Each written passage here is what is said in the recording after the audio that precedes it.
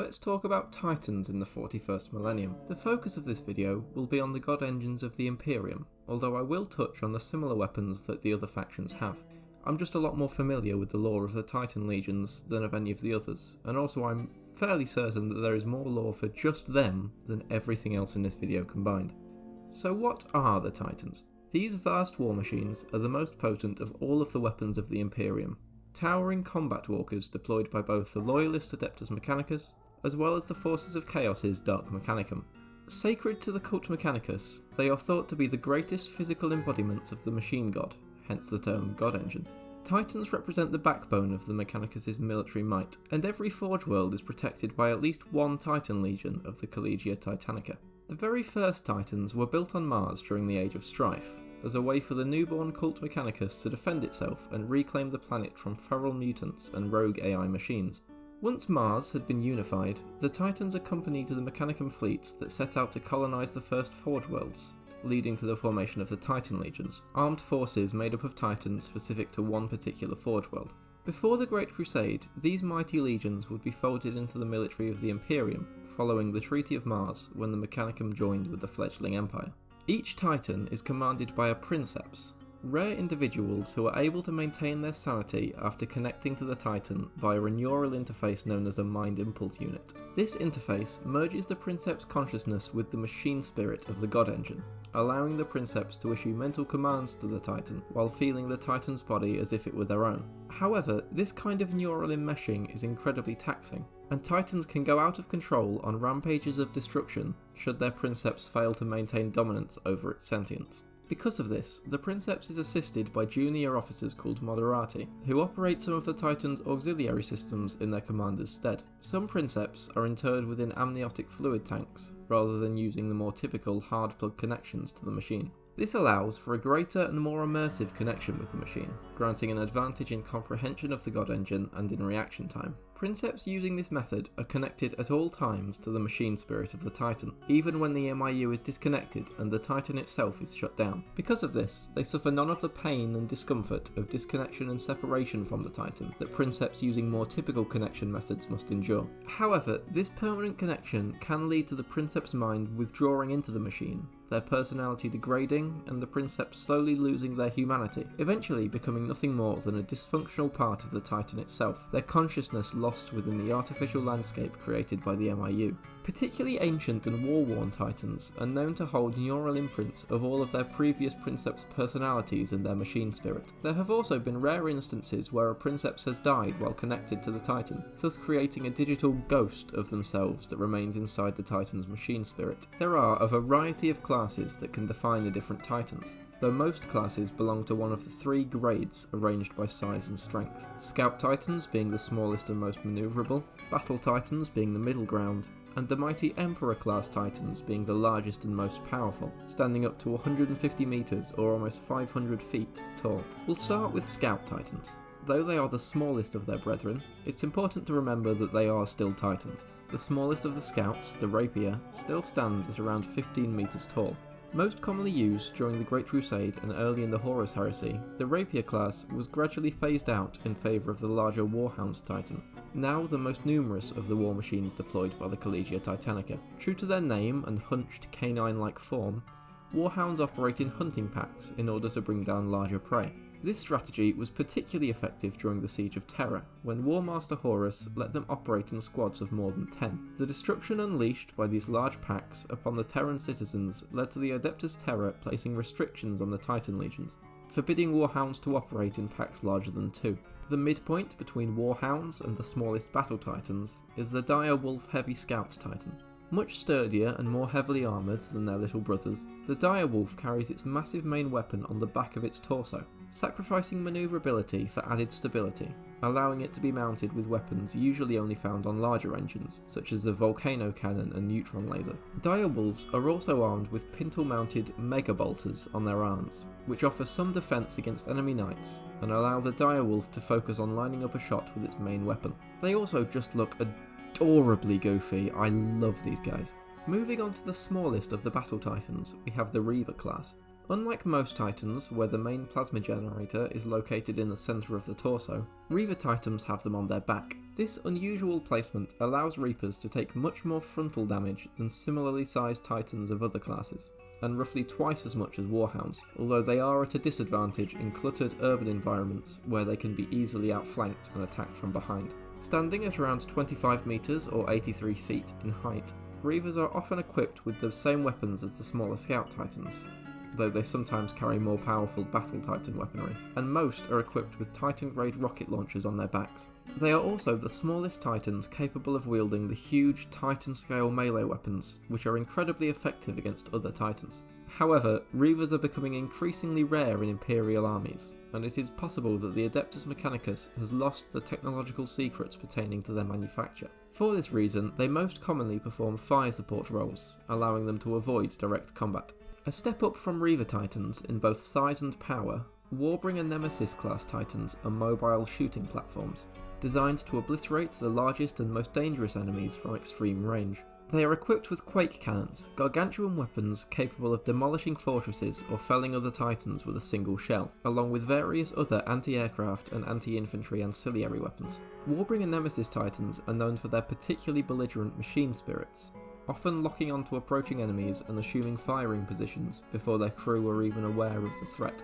Warlord class Battle Titans are the most numerous Battle Titan in use by the various Titan legions, with many Forge Worlds developing their own unique patterns. Standing at around 33 metres or 110 feet tall, and encased in layered armour, Warlord Titans are equipped with powerful void shields, allowing them to withstand considerably more damage than Reaver Titans. They are also able to be equipped with a wider variety of weapon configurations due to the 4 Battle Titan grade weapon hardpoints on their shoulders and arms. Warlord class Titans can also form battle groups with Reaver class Titans, consisting of 3 Titans of each class, often commanded by the Princcepts of the largest or oldest Titan of the group. One pattern of Warlord Titan in particular, the Mars Alpha pattern, is among the most ancient and feared of the Imperium's war machines. In addition to its Ardex Defensor Mauler bolt cannon and las cannon turrets, support weapons that would be considered main armaments on smaller war machines, the Mars Alpha pattern Warlord is commonly fitted with a pair of carapace-mounted triple-barreled laser blasters and 2 Bellicosa pattern volcano cannons. The largest of the Battle Titans is the Warmaster class, technically classified by the Adeptus Mechanicus as a heavy Battle Titan, making it among the most powerful of all of the Titans in the Imperium. Even taller than a Warlord, each Warmaster Titan is equipped with a pair of Plasma Destructors, a huge Revelator missile launcher, and a pair of Turbo Laser Destructors mounted under their carapace. They are also equipped with 7 Void Shield generators, and 6 Servitor Clades to repair any damage that manages to penetrate them. The very existence of the Warmaster Titan was a closely guarded secret amongst the highest ranking members of the ancient Mechanicum, and it was not unleashed or even spoken of to outsiders until a Forge World stood on the precipice of destruction during the Horus Heresy. A Warmaster Iconoclast is a variant of the Warmaster class that has been redesigned to lead in close quarters melee fights and the destruction of fortifications and defensive emplacements. Iconoclasts contain the most dangerous and powerful machine spirits, more like feral animals than the more docile spirits housed within the other god engines. When awakened, they want nothing more than to wade into the thickest fighting and lay waste to any foe that dares to face it. Because of this, Iconoclasts are piloted by only the most confident and self-assured Princcepts, as they are the only ones with the strength of will necessary to tame and restrain the machines. Each Warmaster Iconoclast is a beast crafted for a single purpose: complete and utter destruction. Equipped with dedicated warp shunts designed to weather the fiercest firepower, and kinetic transducers that allow the Titan's movement to power its weapons, it is capable of simply striding into the teeth of a fortress's guns and through its shields, where it can unleash its flamers, melter cannons and Gatling guns, tear through thickened armour plating with its gargantuan Krius siege drill, and eradicate entire squadrons of armoured vehicles with a single sweep of its Desolator chainsword.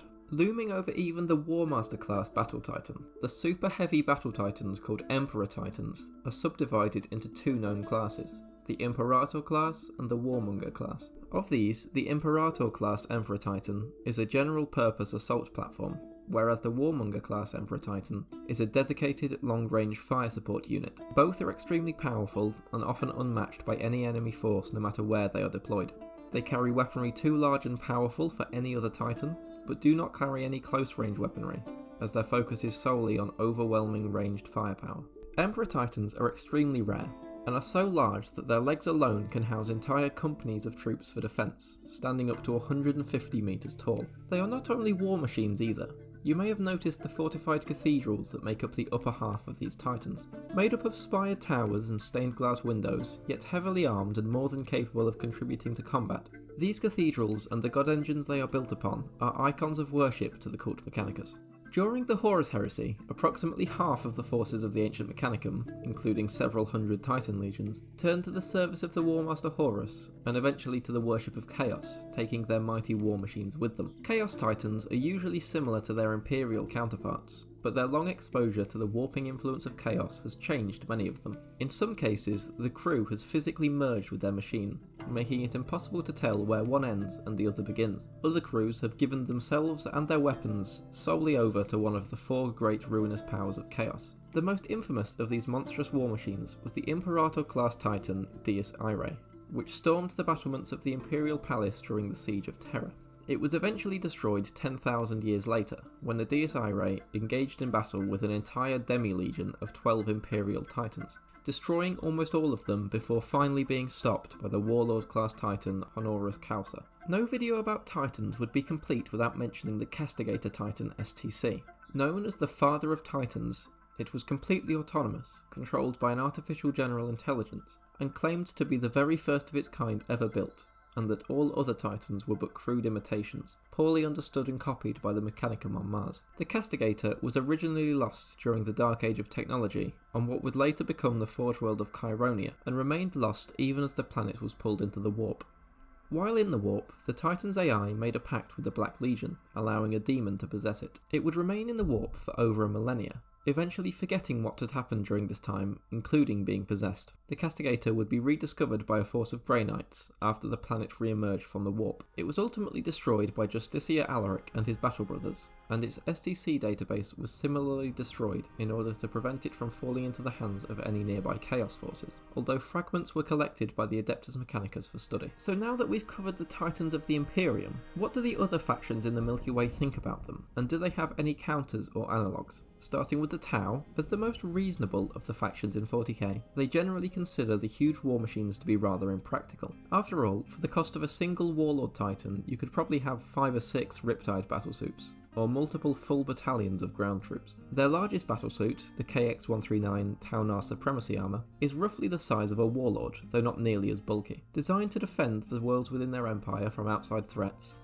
and lacking the manoeuvrability of the smaller battlesuits, the Supremacy Armour specialises in static defence, carrying massively destructive long-range weapons. The Orc equivalent of a Titan is called a Gargant. Gargants are as much idols of the Orc gods Gork and Mork as they are engines of destruction. An Orc engineer, known as a Big Mech, will receive a divine vision from one of their gods, and set out to bring this vision to life via the construction of a Gargant. Due to this, no two Gargants are ever exactly alike, and in keeping with other Orc technology, tend to be haphazard, unreliable and noisy. When they work, however, they can inflict gruesome damage. For defence, Gargants are equipped with the Orc equivalent of the Imperium's Void Shields. While they tend to be more intense and reflective than those of the Imperial Titans, they cannot regenerate during battle. As Orcs do not rely on auto-systems as much as the other intelligent races, Gargants carry a large crew of both Orcs and Gretchens, commanded by a captain, who relays orders through a body of officers and an array of speaking tubes. Compared to Imperial Titans, Orc Gargants have weaker armour and shorter ranged weaponry. However, they are incredibly difficult to destroy due to their crude, dense construction.